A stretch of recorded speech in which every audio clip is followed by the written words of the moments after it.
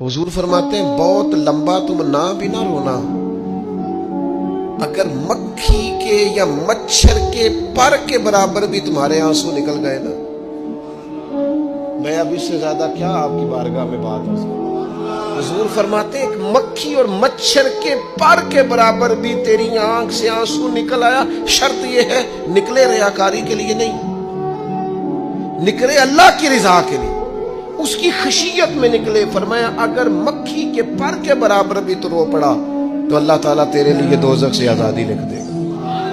और नबी पाक सल्लल्लाहु ताला अलैहि वसल्लम ने बयान फरमाया है, हुजूर फरमाते जो अल्लाह के खौफ से रो पड़े ना, जिस तरह भैंस बकरी गाय के थनों से निकला हुआ दूध दोबारा थनों में नहीं ना जाता, इसी तरह जो रब की याद में रो पड़े वो दोज़ख में नहीं जाता।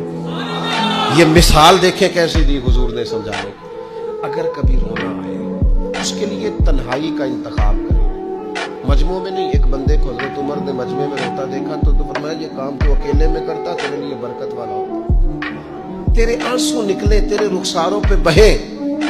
और शेर खुदा तो शेर है ना, हजरत मौला अली शेर खुदा फरमाते हैं अगर तेरी आंखों से कभी आंसू निकले ना अल्लाह की याद में, हुजूर की मोहब्बत में, तो फरमाया उन आंसुओं को पूछना ना,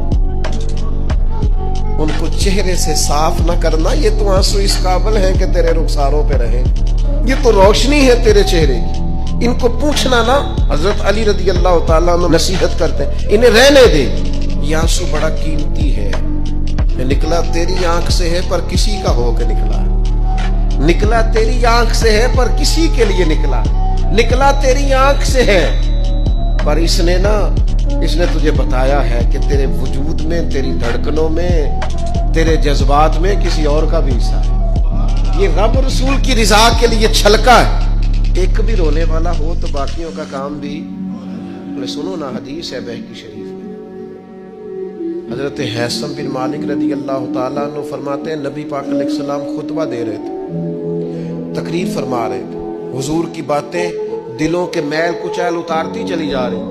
फरमाते एक शख्स नबी पाक अलैहिस्सलाम के सामने बैठकर हुजूर की गुफ्तगू सुन रहे थे, वो रो पड़े।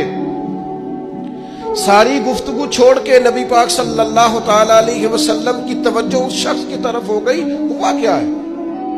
वो तकरीर सुनते, बात सुनते बस रो पड़े। तो नबी पाक अलैहिस्सलाम फरमाने लगे आज अगर वो सारे मोमिन भी यहाँ मौजूद होते जिनके गुनाह पहाड़ों के बराबर वजनी होते तो इस एक बंदे के रोने की वजह से अल्लाह सब की बख्शिश फरमा देता। और नबी पाक अलैहिस्सलाम फरमाने लगे ये रोया है तो इसके रोने पर फरिश्ते भी रोए हैं,